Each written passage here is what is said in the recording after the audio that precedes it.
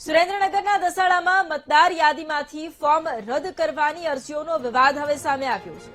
22,000થી વધુ ફોર્મ રાતોરાત ભરાયા હોવાનો કોંગ્રેસનો ગંભીર આક્ષેપ છે। ભાજપ દ્વારા બનાવટી ફોર્મ ભરાતા હોવાનો કોંગ્રેસનો દાવો છે। કાચી મતદાર યાદી અને ફાઇનલ મતદાર યાદીમાં મોટો તફાવત હોવાનો ગંભીર આરોપ લગાવવામાં આવ્યો છે। કોંગ્રેસે ચૂંટણી પંચની કામગીરી ઉપર પણ અનેક સવાલો ઉઠાવ્યા છે। કોંગ્રેસના કાર્યકર્તાઓ કલેક્ટરને આવેદનપત્ર આપી અને રજૂઆત કરશે। આ ઘટનાની તપાસ કરી જવાબદારો સામે કાયદાકીય કાર્યવાહી કરવાની પણ માંગ કરવામાં આવી છે।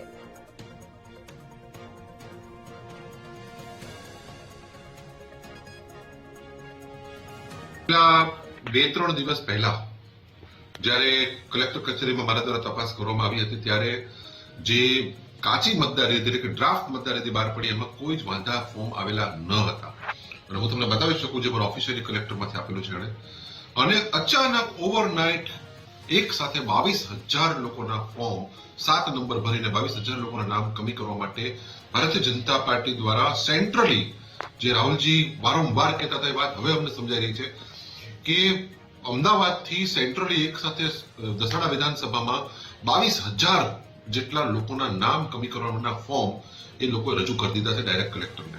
કારણ કે બીએલઓ દ્વારા પ્રમાણિત થયેલા લોકોના નામ જ્યારે અંદર આવી ગયા હોય તો પછી કાં તો બીએલએ ખોટો છે તો બીએલએ ઉપર એક્શન લેવાવી જોઈએ, અન્યથા પછી જે લોકોએ આ ફોર્મ ભર્યા છે એના ઉપર એફઆઈઆર થવી જોઈએ। દસાડા વિધાનસભામાં 22,995 એટલે કે 23,000 જેટલા લોકોના ફોર્મ નંબર 7 થી નામ કમી કરવા માટેની ફોર્મની એમની પાસે ફોર્મ આવ્યા છે।